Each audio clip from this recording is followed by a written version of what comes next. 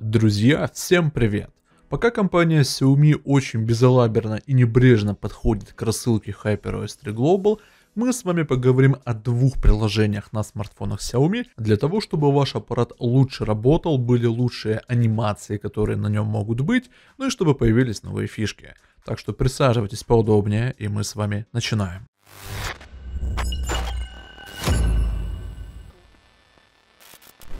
И как вы понимаете, те самые приложения, о которых пойдет речь, это, конечно же, Poco Launcher и системная оболочка. Два этих обновления были, конечно же, вытащены из самых последних HyperOS 3 Global, которые доступны на сегодняшний день. И вы мне сейчас можете написать в комментариях, ведь ничего себе, Poco Launcher из HyperOS 3, мол, как это возможно? И я вам могу сказать, что это реально, ведь на Poco F7 Ultra вышла прошивка HyperOS 3 Global, и мы, соответственно, смогли вытащить лаунчер и поставить на Poco смартфоны. Ну и при этом, конечно же, я поставил на свой Poco F7.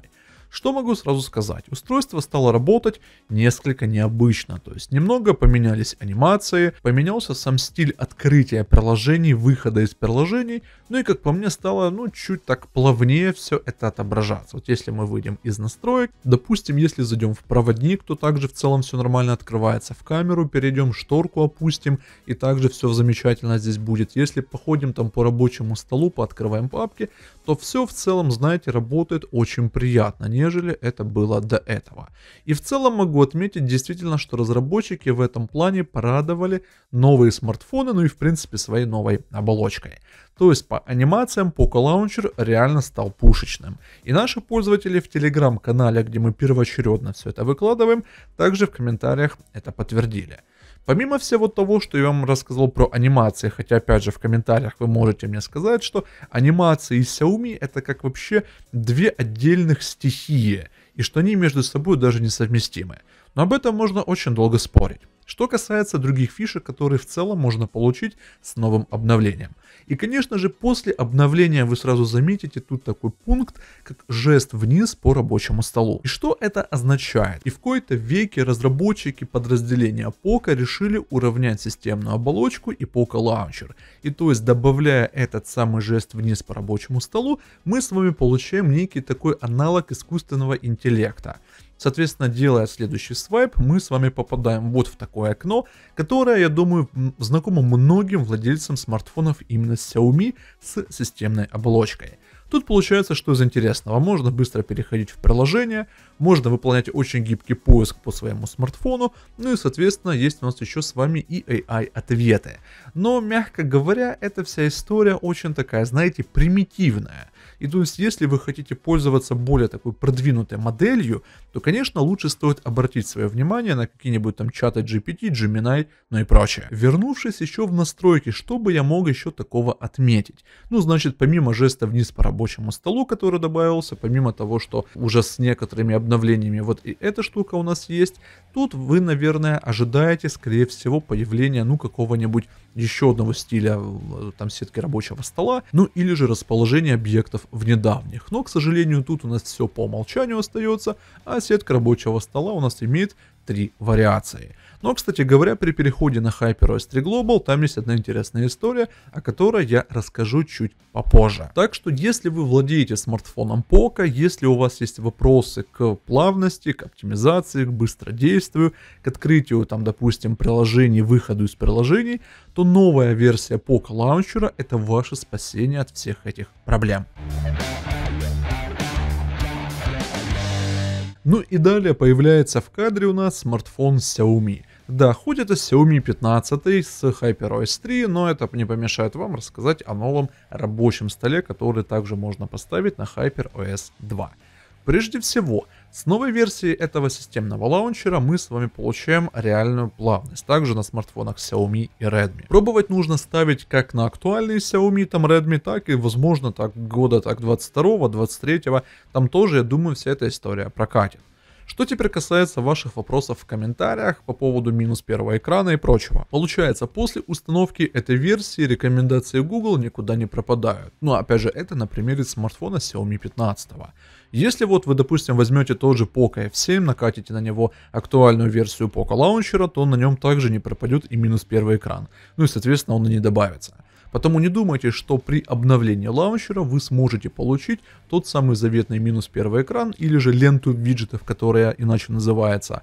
Вот, так что не думайте и не читайте там новости и там каналы, которые пишут о том, что обновив лишь только одно приложение, вы получаете там кучу всяких возможностей и что там вообще ваше устройство будет самое крутое на планете Земля. Потому рекомендации Google тут у нас никуда не пропадают. Все так же у нас присутствует с вами жест вверх по рабочему столу, жест вниз по рабочему столу. И вот как раз это та фича, которая добавилась на Poco Launcher.